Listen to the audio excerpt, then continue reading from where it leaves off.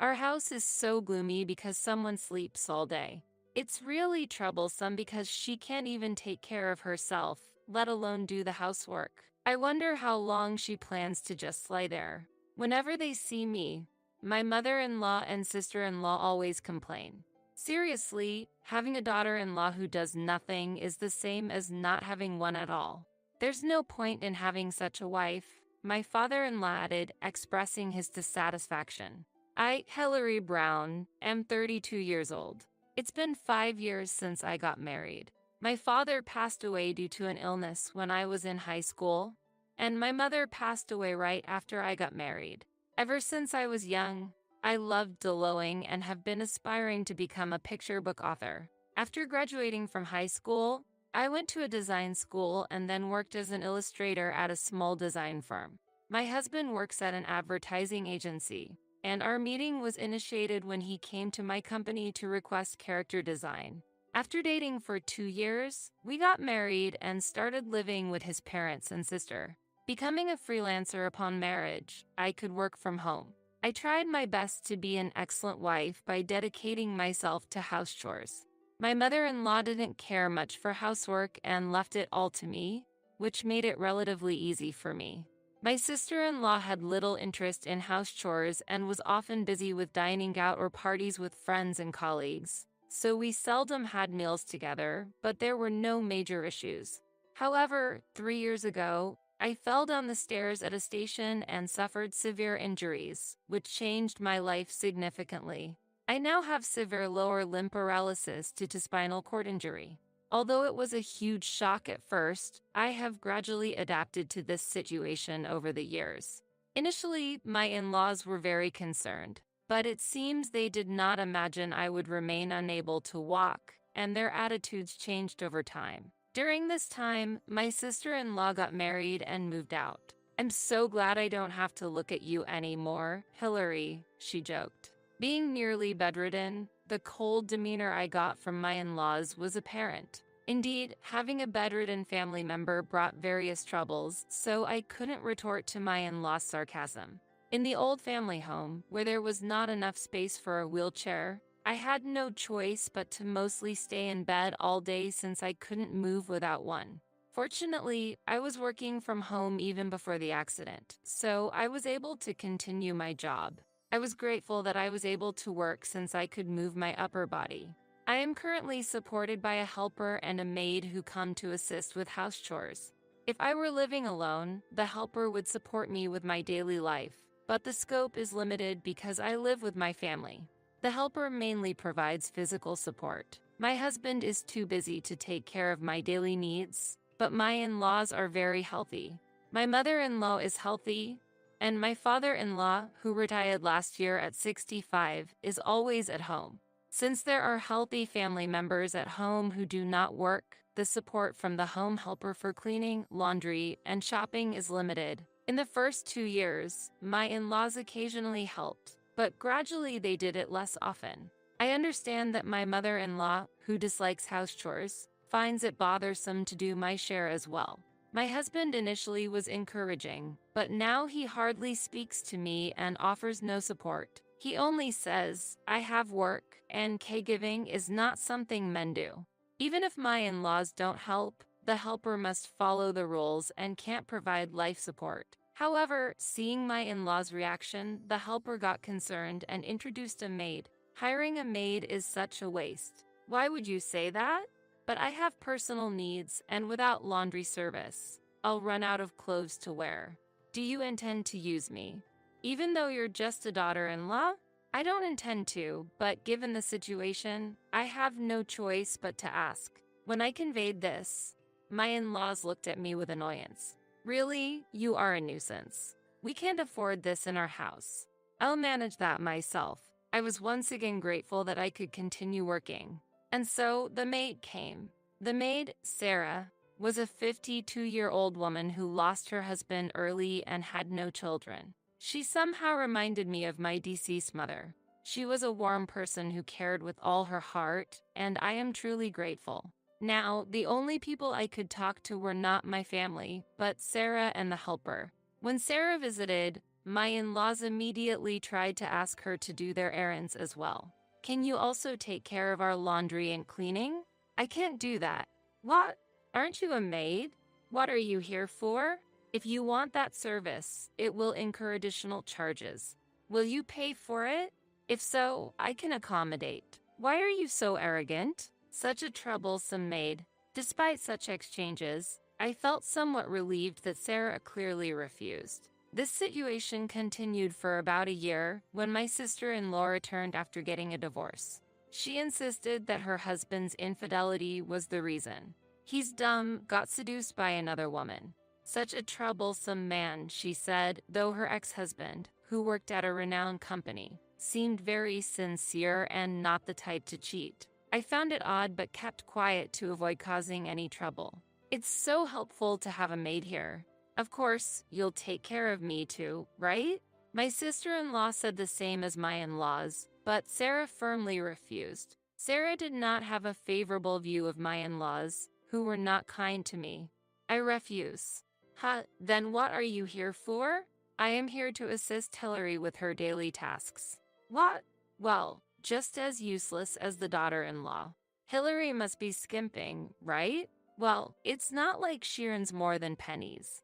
She's a failure who can't even take care of herself, and that's why I have no choice but to rely on the maid. You and your mother can take care of yourselves, right? When I counted like this, they fell silent, but the sarcasm from my in-laws got worse when my sister-in-law returned. A bedridden wife is just a nuisance. Now that Megan is back, the house feels too small with you here. Megan is all we need. It must be nice to have it easy, just lolling in bed all day. Even while I was working, Megan made a point to come to my room just to be sarcastic. Fed up with the daily sarcasm, I talked to my husband. Hey, can you ask your mother and Megan to be a little bit more mindful with their words? I get hurt too, but it's the truth, isn't it? What do you mean by truth? You can't do housework and you spend all day in bed. I'm not just spending time in bed. I'm actually working. But you're working from bed, right? Seems like an easy job. I'm tired from commuting. That might be true, but I'm trying to be useful and I'm making an effort too. It's understandable that mom and others are frustrated. You're not fulfilling your role as a wife. Do you really mean that? Just try not to get so worked up. It's tiring to sweat the small stuff. That was all he said, showing no empathy. I feel the inconvenience in my body and it's painful not being understood at all. If I were healthy, if I could live a normal life, how different would each day be? I just wanted my husband to understand the harshness and sadness of my current situation. I can't stop crying when I think that my feelings might be just me being selfish. Despite my physical limitations since the accident, I've tried to keep moving forward, telling myself there are others in tougher situations. At times like this, I feel lonely without having a trustworthy family by my side. But at the same time, I'm glad that my parents don't have to see my current state. However, it seems there was no one in this house to support me anymore, which increased my sense of isolation. I didn't have a place to return to, and just when I was contemplating a new life with my husband, he surprised me with his words. I've been thinking over what my mom and others said. I briefly felt happy, thinking he tried to understand my situation. But his next words plunged me into deep despair. I ended up agreeing with them. What do you mean? I think it's better to find a younger, healthier wife. What? I still want kids, but with you. It'll be difficult now. It felt like a blow to the head. I couldn't believe my own husband would say this. I realized I couldn't expect anything more from him. He kept talking, but I couldn't hear a thing. However, I understood that my husband wanted a divorce. You're truly useless, just like a big piece of trash. You might be paying for the maid, but your salary isn't much, so there's hardly anything left after paying her. You're just baggage, a parasite in our house. That's true. The helper costs money too. A money-eating parasite should just leave. Disdained by my husband and his family, there was no reason for me to stay. Even without a home to return to, I decided it would be fine as long as I found a new place to live. Maybe I'll move out. With Sarah's help, I began looking for a new place. Sarah was supportive, and it was convenient to handle the procedures online. Once everything was prepared, I handed the completed divorce papers to my husband. "You finally decided, but don't resent me. Blame your condition. I understand, but are you really okay with this? With me leaving? Of course. I'll find someone more suitable. Everyone says I can find a better wife. Will your life be okay? Don't worry. There's Dad's retirement money, and Megan got a good settlement from the divorce. We won't have financial issues for a while, so I don't need to rely on you anymore. All right, do as you wish." My husband seemed oblivious to reality, but I didn't speak further and left my in-laws' house. There was a silver lining. Living alone meant the helper could now support me with daily living activities. She helped with cleaning, laundry, and shopping, which was a great relief. Sarah continued to support me as well. She used to be a career woman at a large corporation, skilled in computer use. She left her job after getting married, tired of the bustling corporate life. It's been 20 years now. Sarah laughed as she spoke, but her past experiences seemed to empower her to stand up to my in-laws. Now, she's more of a coordinator for my work than a maid, and her support is indispensable. She's happy to help, which is a great relief. Moreover, my new apartment was barrier-free, suitable for wheelchair users, allowing me to move independently. The kitchen was spacious, enabling me to cook on my own. As I was getting used to the new days, persistent calls from my mother-in-law began. However, I decided not to talk to her anymore and ignored all her calls. With Sarah's help, I was able to focus on my work without worrying about my in-laws' criticism, which significantly advanced my work progress. My work increased so much that I didn't have time to deal with my mother-in-law. A year later, the contacts from my mother-in-law became less frequent, but they still occurred. As my life had stabilized, I decided to answer the phone when she called. "Hello, you finally picked up the phone. Why have you been ignoring me?" "I was worried because you never answered. I thought something might have happened." I was addressed in a tone softer than I had ever heard before. During our time living together, she never showed concern for me. I felt she was probably overwhelmed by reality and at a loss. I wondered about the kind of life she imagined I had been leading this past year. "I'm sorry if I caused you any concern. I am very well and living my days peacefully, so please don't worry." "That's a relief, but there's something I want to ask." "What is it?" "Won't you consider living with us again, like before?" "Me? I was once considered just a nuisance, a parasite. Living with me again, there wouldn't be any benefit for you. I've had a change of heart. I can't abandon someone with physical limitations like you. We'll take care of you from now on so you don't have to worry." "No, thank you. Living alone, the helper provides daily support. I can ask for help with cleaning, laundry, shopping, and Sarah assists me with my work, so I have no worries." "I wanted to ask about your work. Is it true that you were earning more than Ted?" "Yes, it's true. But it seems Ted had forgotten that by the time we divorced." "Hillary, Ted told me you were making $15,000 a month. My salary supported the household expenses at my in-laws. Initially, my in-laws helped due to my physical limitations, and this coincided with a decrease in my husband's income due to his company's poor performance. Fortunately, my income increased. That's why I brought it up with my husband. At first, he said, 'I'm sorry,' and asked me to keep the decrease in his income a secret to not worry his parents. However, after nearly 3 years, it seemed he had forgotten that I was the one making the payments. When we divorced, I deliberately didn't mention his income. Moreover, I knew that my sister-in-law's divorce wasn't due to her husband's infidelity but her own, which the brother-in-law had informed me about. I learned that she had taken money without permission and lied about receiving compensation. Her husband said he would ensure she returned the money and would claim compensation. I decided to divorce before my in-laws could learn about this fact. When I revealed the truth to my mother-in-law, she was speechless for a while. Ted became obsessed with a woman he met at a nightclub and ended up in debt. That was the reason for the divorce, I suppose. Perhaps you were hoping for that woman's income? That's not true. They weren't in a relationship. He was just one of her customers. That might be the case. Did you know about this? Yes, I knew everything. Why didn't you tell me? Did you also know that Ted's company was in trouble? Of course, I knew that too. To know all that and say nothing. How cruel. According to my former mother-in-law, my sister-in-law eloped with her affair partner but was eventually abandoned and returned with a significant debt. My ex-husband's company went bankrupt 6 months ago, and though he's job hunting, he claims nothing suits him and is currently unemployed. I heard he's lost confidence and has shut himself away. My husband's retirement fund also got exhausted because the children moved back in. On top of that, there's still debt remaining. Is that so?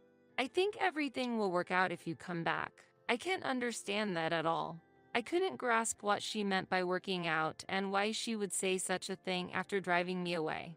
I never expected things to change so much in just a year. It was quite fast, wasn't it? My ex-husband probably never imagined his company would actually go bankrupt. Given his lack of attention to anything, it was predictable.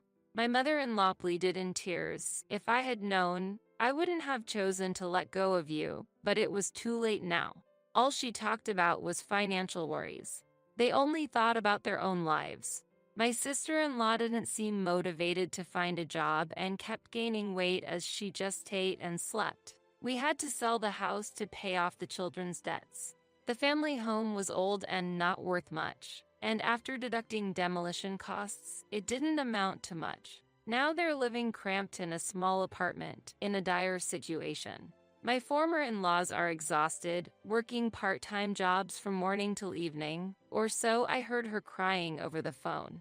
Because you didn't pick up the phone, we ended up in this situation. If we had been able to contact you before selling the house, what do you think would have happened? If you had known, you would have helped, right? You lived in that house too, so you must have had some attachment to it. That's not true, though. What? The thought of how self-centered their thinking was nothing but astonishing. I'm glad I ignored the calls. Even if I had answered, I wouldn't have agreed to such a discussion.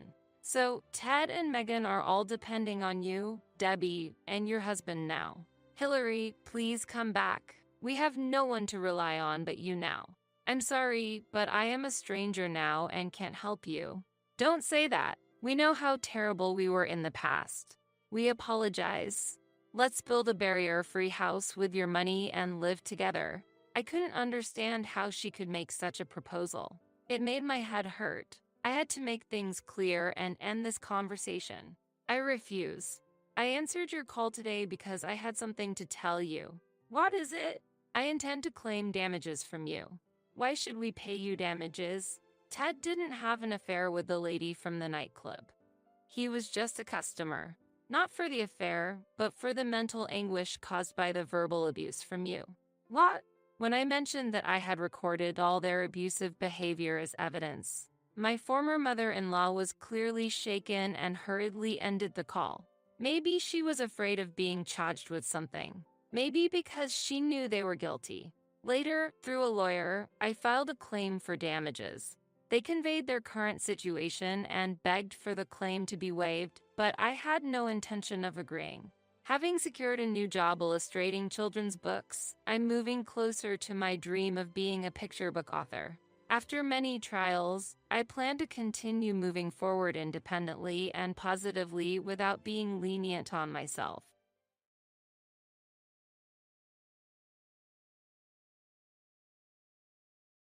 I'm a little shocked that you would criticize my mother-in-law. If you're not working, why don't you get out of here? My sister-in-law and mother-in-law, who did not know that I was taking over my mother-in-law's debt, threw these words at me without the slightest sense of gratitude. Yes, I understand. But it's up to you guys from now on. The day I packed my bags, they realized a fact I had been hiding and put their heads together. My name is Emma. I am 32 years old, a busy career woman working in an office in the city. When I was a student, I spent most of my time in the corner of the library absorbed in my books. After I got a job, I was buried under a mountain of work and forgot to take time for myself. One of my friends, who sincerely cared about me, said, "Emma, why don't you try to cherish your love life a little?" And she organized a group blind date for me. Then, a man whose eyes met mine was John, who worked in a building in the city center. He is a fresh salaryman working in a building in the city center. And to my surprise, he seemed to be a little interested in me. I was nervous about the feeling of dating after a long time, but supported by his kind words, we gradually opened our hearts to each other. Then he made a gentle confession to me, and our love accelerated. Only 1 year later, we decided to get married. It was like a dream come true that I, who had been so absorbed in my work, could stand at such a wonderful turning point in my life. My friend who organized the group blind date was also surprised at our sudden development. She said, "Oh, really? You're getting married?" I said, "Yeah, it's amazing, isn't it? But it's great. I'm so glad I organized that group blind date. Thank you. I really appreciate it. I'm looking forward to the wedding. I'm looking forward to it." Thus, I was to open the door to a new life. First, we reported to each other's families. Seeing me so happy, my parents welcomed him warmly. "Emma, you haven't told me about your boyfriend for a long time, so I was a little worried that maybe you wouldn't get married. John, please take care of her from now on." When I heard these words, I felt as if I realized for the first time what my parents really thought of me. I realized that parents think a lot of things without saying them. My family had been basically free to do whatever I wanted, so there was no pressure to get married. But it seems that in my parents' mind, there was a wish to see their daughter happily married someday. Knowing such a parent's wish made my heart warm a little. And when I visited John's house for the first time, I met his family with nervous excitement. But his mother and father were both very warm and made me feel very safe. Next, we had dinner with the whole family. While I was looking forward to it, I was also a little nervous, especially because I had heard that John's sister, Melissa, was there. She was only 25 years old, and her choice of words was a little rough at times, which made me a little confused. She asked me, "Emma, you're already at that age. Weren't you getting married too late?" I was a little shocked to hear her say things like, "I would have decided sooner if I were you." But John followed up and we had a nice dinner afterwards. We then planned our wedding and had a happy wedding at a place we loved. We had a lot of friends and family there, and the day was really great.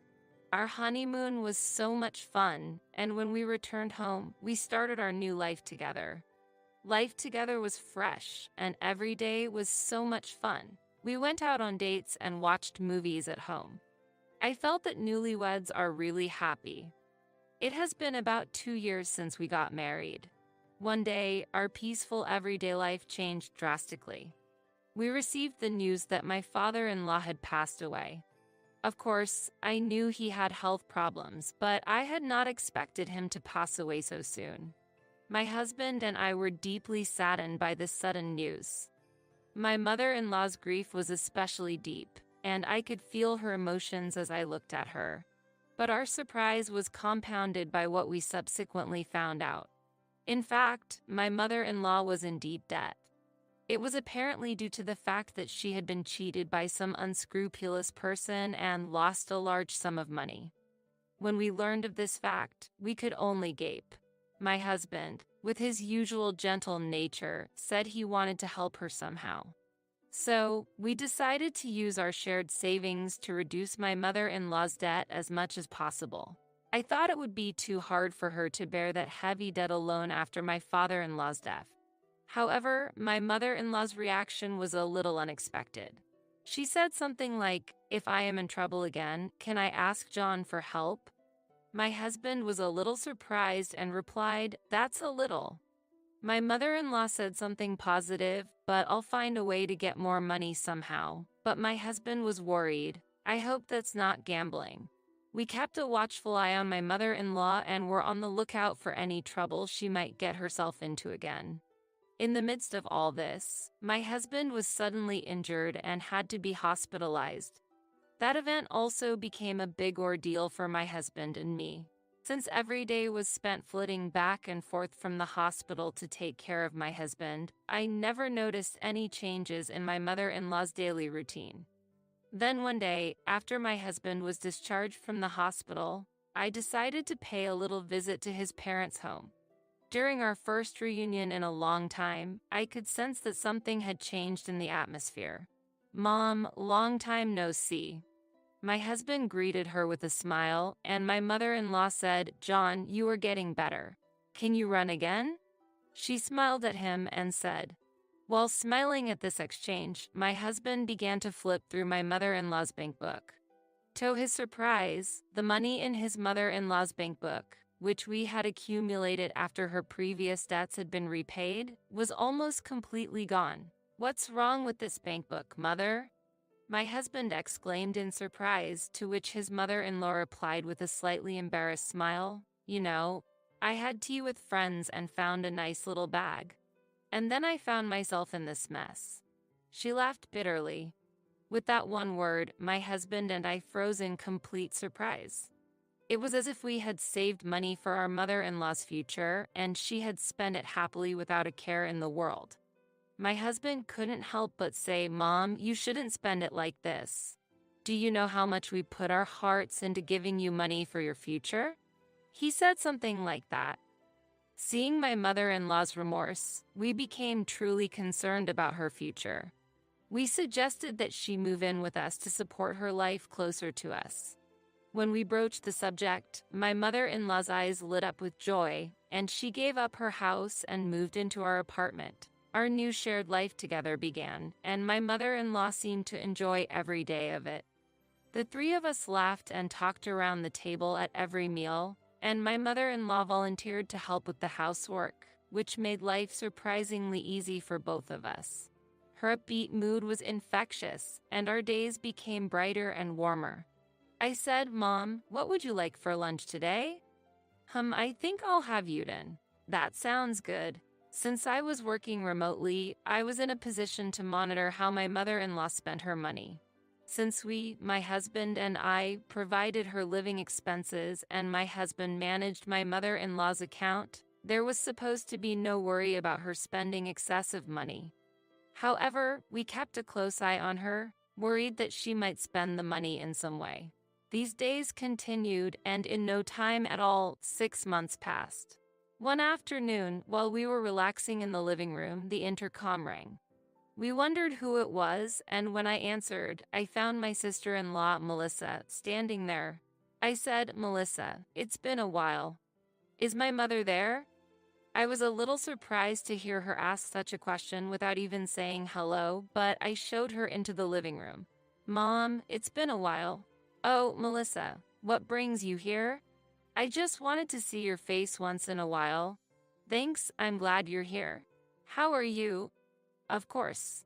I'm fine. John is with me. So, do you want to go to lunch with me?"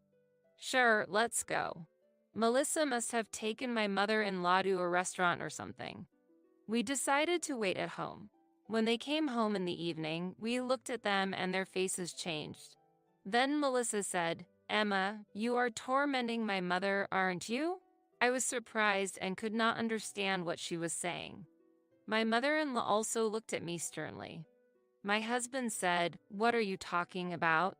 There is no way Emma would do such a thing." He immediately took my side, but Melissa would not budge. "John is being deceived too. Mom says she can't go outside and she hears Emma is saying things inside the house."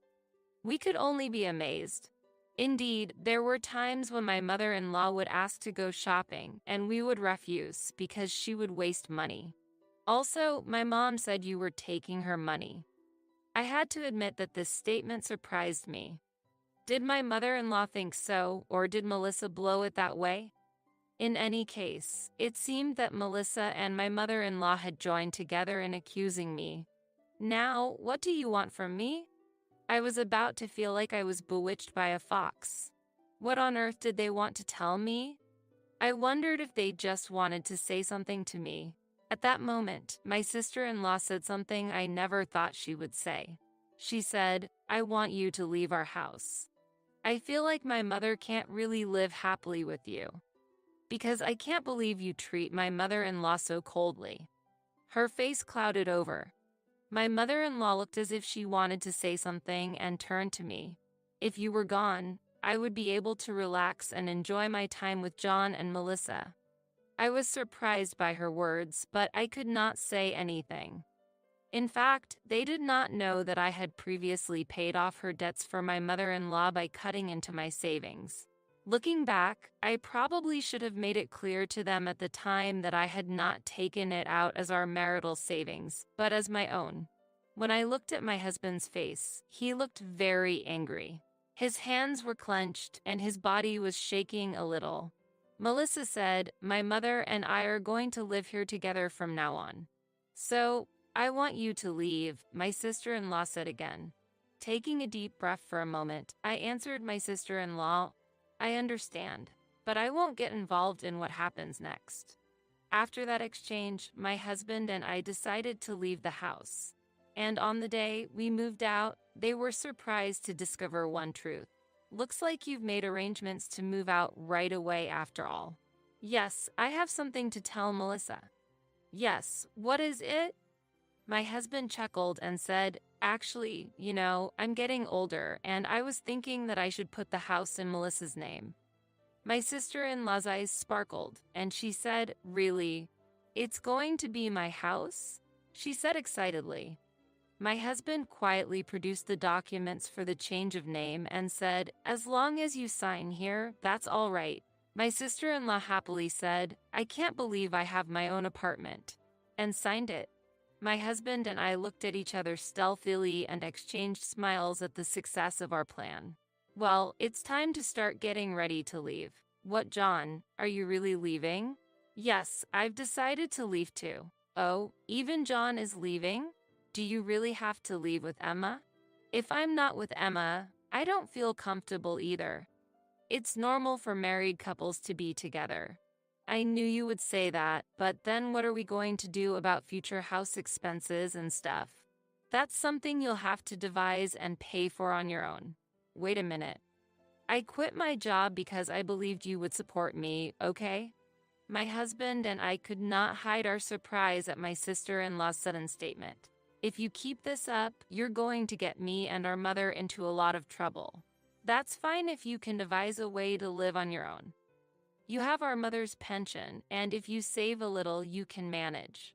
"Yes, and if you add my pension to that, we can manage. Since you're going to live here, we need to be creative about it." My sister-in-law looked a little satisfied with my mother-in-law's kind words. "Indeed. It's my new home. If I save a little money, I should be able to get by." However, my husband and I laughed inwardly at my sister-in-law saying such a thing, not knowing that the property was a rental.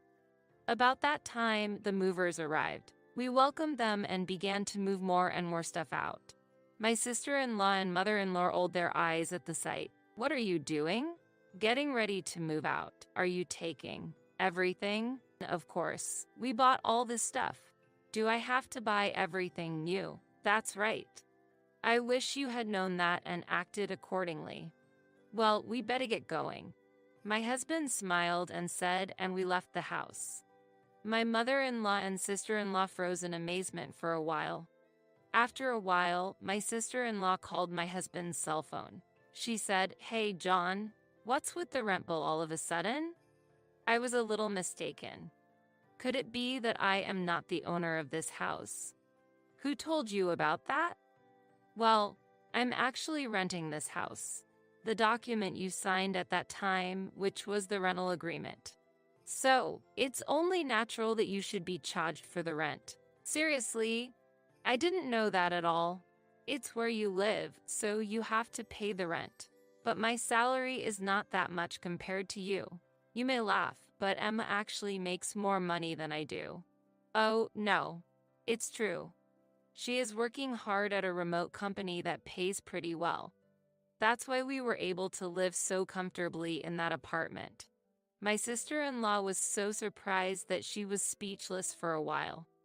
Next, I heard my mother-in-law's worried voice. "We're so sorry," she said. "I'm really sorry. Could you please reconsider and come back?" My husband responded gently but firmly. "Thank you, Mother, but it's hard for me to go back because of your attitude toward Emma. She is the most important to me. Please take care of the rest." "You will take care of it." After that exchange, I heard various rumors. My sister-in-law and mother-in-law had apparently been forced to look for an apartment after getting tripped up on rent payments. They are now trying to make do in a small apartment that is barely big enough for the two of them to live in, but it is said that they are having financial problems and occasional fights. They are also concerned about the neighbors' eyes on them. John and I have started a new life in our new house. Every day is fun and full of